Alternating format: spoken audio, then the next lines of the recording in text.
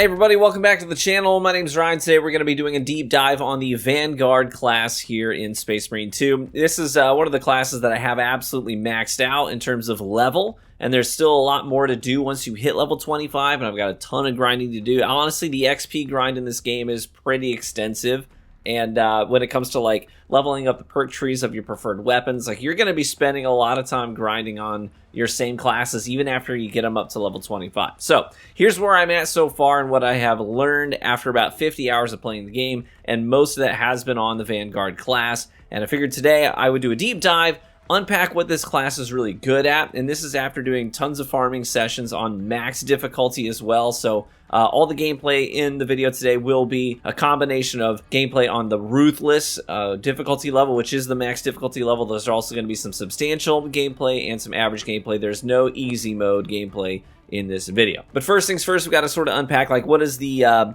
real sort of core power fantasy behind the Vanguard class. Like what is its core identity, and then we'll dive into weapon choices, perk selections, and then gameplay like applications. How do we then use these things in combat, in these missions, and get the most mileage out of them? So the Vanguard class really is, quite frankly, it's sort of like a carbon copy of Mass Effect 2's Vanguard class. So if you've ever played Mass Effect 2 and you remember the biotic charge was an ability that you could have in the Vanguard class where you would sort of like teleport into, you'd like select a target where you want to go in, and you would like do this lunge into combat, and where you showed up you would do debuffs to the enemies around you. You would do big area of effect damage when you sort of came out of your teleportation, and then you could do like shotgun and melee damage that was really big. And that's really what the Vanguard class here is all about. You're sort of the tip of the spear. You're going to be flying in first. You're going to be applying debuffs to the things that you hit. You'll do AoE damage, and we'll get into the perk breakdown here in a second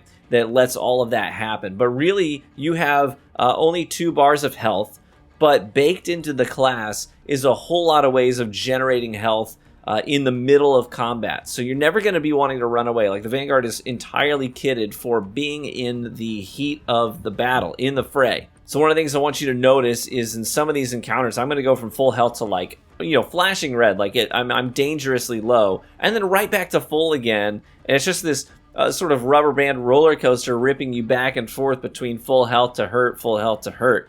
But you've got a lot of great ways of generating health on the fly, and that's really what the Vanguard is excellent at. So you have the grapnel launcher. That's your ticket in to the fight. You're going to want to pick a big anchor point. Don't pick a minor. If you pick a small minor enemy, the grapnel launcher itself is probably just going to kill them on impact, and then you won't really do anything.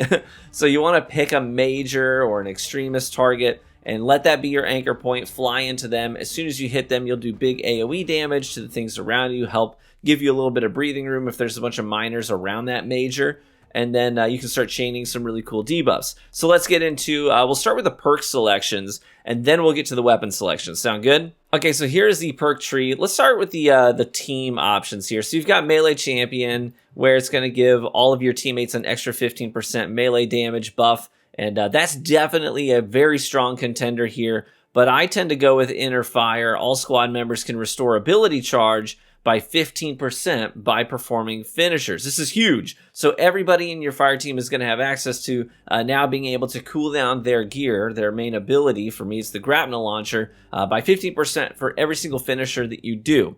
And that's actually going to help speed up your gear cooldown quite quickly. One of my buddies that I farm with a lot plays on a bulwark, and so he's constantly using his fencing energy sword. He's finishing a ton of enemies in rapid succession, so he's often getting his banner back that restores our armor charges in less than 30 seconds because I'm applying this Inner Fire team perk for him. And then I'm also getting my own grapnel launcher back more quickly on my finishers as well. So it's just going to help keep that grapnel launcher cooled down quickly, and it's going to be really helpful to your teammates as well. So I choose to run Inner Fire here. I think that is your best pick. Come over here to our core abilities. Let's talk about these. So I tend to go with Honed Reaction. This is after a lot of trial and error is how I landed on these perks. But I like Honed Reaction when your health is less than 50%. Your perfect dodge window is doubled. This is huge. We're going to be surrounded a lot. As a Vanguard, you're going to be grapnel launching into the fray. You're going to be surrounded by enemies. Your health is going to be, like I said, rubber band effect, going from full to low to full to low. and you're going to be below 50% pretty often, and then you're going to be able to, and that's your red health. So when your white health bar, it might still be close to full, and you can get all of that health back, especially if you're doing perfect dodges and getting your gun strikes and things of the sort. This is also very helpful for when you're fighting extremists and terminus level enemies, like for example the boss fight, the Hive Tyrant. You're going to be, honestly, you're probably going to be right up in his, grill as a Vanguard during that boss fight. Even on Ruthless difficulty, I spend most of the fight right underneath his feet. So I'm trying to get these perfect dodges to get my critical gun strikes so that we can whittle his health down more quickly. And so you're definitely going to want to have honed reactions applied. I think that is your best pick here as a Vanguard because you're going to get a lot of mileage out of it being up in the fray. Next up, we've got Close Combat Focus. You take 20% less melee damage, but 10% more ranged damage, right? This is a little bit of a give and take. And I really like this 20% less melee damage because if you're playing the Vanguard class correctly, you're going to be in melee range almost all the time. Sure, there are the small guys. They're going to shoot their little green weapons at you, little Tyranid guys. But honestly, we're going to leave the ranged combat to our ranged-oriented teammates. Our goal is to get in the mix, and you're going to get a ton of mileage out of that 20% melee damage reduction. And honestly, I find the range damage penalty to be a non-issue, and we're actually going to make up for that in perk trees of our weapons as well, so I'm not too worried about it. You have Conviction as an option too. The moment your armor is fully depleted, you take 15% less health damage for 10 seconds, and that is definitely useful, but it's only a 10% buff where you're getting 15% less health damage as opposed to 100% uptime on Close Combat Focus, which is a 20% damage reduction all the time, not just applied to red health. So for me, this is just a no-brainer. This one's just all around better. And then over here in this first column, we're definitely going to want to run Melee Mastery. So melee damage increases by 10% against Majoris level and higher enemies. No-brainer for me. I mean, as a Vanguard, that is your primary focus. Like, your responsibility is to be grapnel launching around the battlefield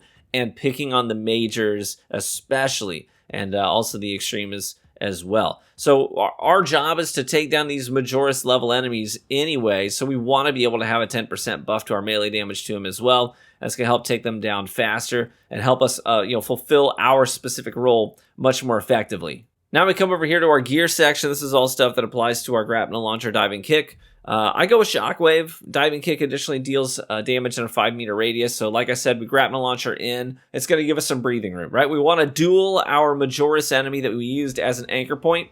So we're going to put the grapnel launcher on him. We're going to fly in. We're going to kick him in the face.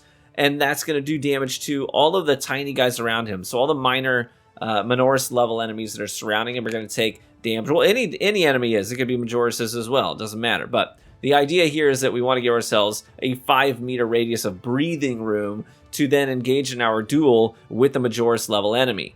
And this gameplay loop is all coming together here. We're then going to go with Tip of the Spear. Enemies hit by Diving Kick take 15% more ranged damage for 10 seconds.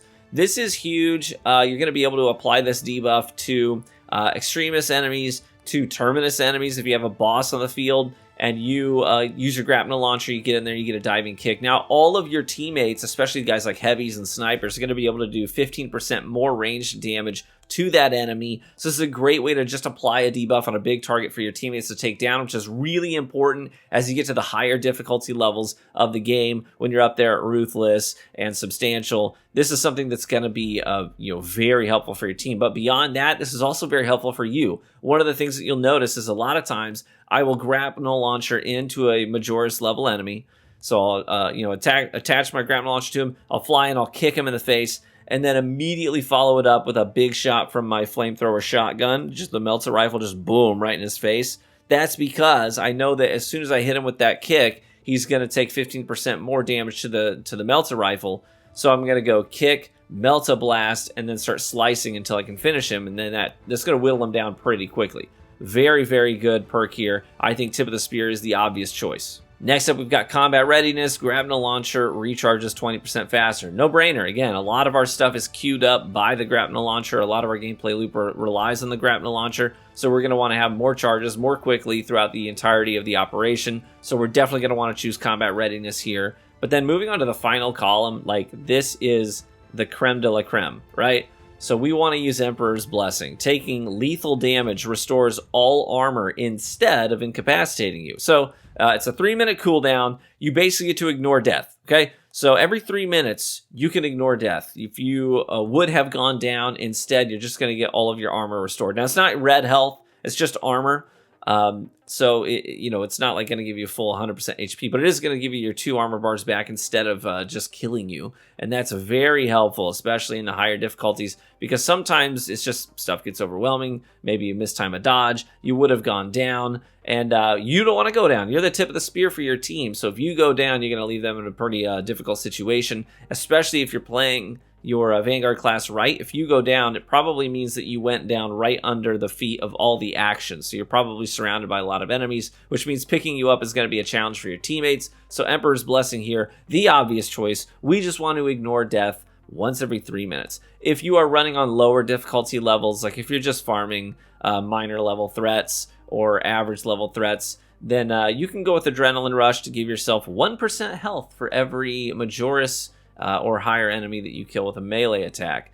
And I mean, that's not terrible, but honestly, 1% health back on melee kill, it's like, okay, so if I'm 5% HP, I need to kill 95 enemies of Majora's level or higher to get my health fully restored. It's really not worth it. I think that Emperor's Blessing is the clear and obvious winner here. Okay, now we're going to talk about weapon selection. So when you're choosing your loadout, here's what I have landed on. So we'll start with the primary slot here. The obvious choice here is the Melter Rifle. It's just not even close, not even close. And yes, I did level up the Oculus as well. And it's just, man, it's just not cutting it. The higher difficulty, it can't dish out enough damage to really justify its own existence in your loadout. Your melee weapons are going to do way more damage than that weapon can. Same thing with the sort of scoped scout rifle as well. We don't want those. What we want, and trust me, I tried. What we want is the Melter Rifle.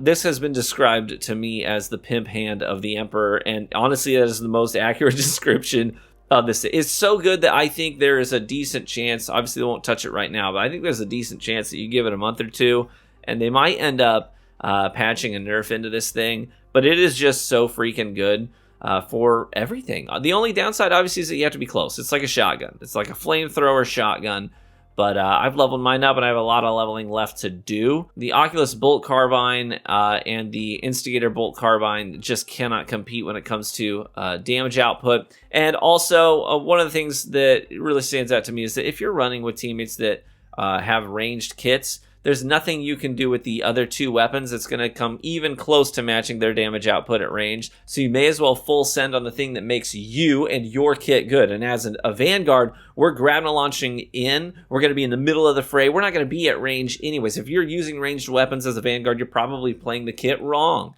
And most of your abilities are going to be useless to you. All the perks in your perk tree are going to be useless to you because you're not actually doing the things that queue those perks up. So we're going to fly in. We're going to use the Melter Rifle to just blast away all the ads. And when you get to the end of an operation and you see how much range damage you're doing with the Melter Rifle and you see how many kills you're getting with the Melter Rifle, you're going to be like, well, this is the obvious winner. This is not even close. So definitely run the Melter Rifle. It is your only choice here. And once you get the perk trees leveled up, which like I said, it takes time. I got a lot of grinding to do to get my mastery points, especially when it's like, man, I got to use the version of the gun I don't like to get that mastery point. It's kind of lame, but it is what it is. But we'll get some more perks unlocked here, and we'll be able to do things like get bigger magazines, which is great because the reload time is not great. But here's what I really, really want. So the last 2 perks in the top tree here, you got Elusive Fire. But they make it so that when you do a perfectly timed dodge, your fire rate is going to increase by 25% for 5 seconds. So this is specifically, we're talking about Terminus and Extremist level targets. When you're a Vanguard, you're sort of hugging them, and you're going to be doing these perfect dodges against like the High Tyrant and these other Extremist enemies. You want to be able to just dump, right? Do huge damage very quickly. Take advantage of those damage windows after a perfect dodge. So dodge, bam, bam, bam, bam, bam with the Melter Rifle. You're gonna have crazy damage output. So that's what we want, is the fire rate for taking on the big guys. Your secondary weapon, obviously, you've got the Bolt Pistol. I went with the Gathalamor Crusade as my final frame. Just really no, I don't think, wrong choice here.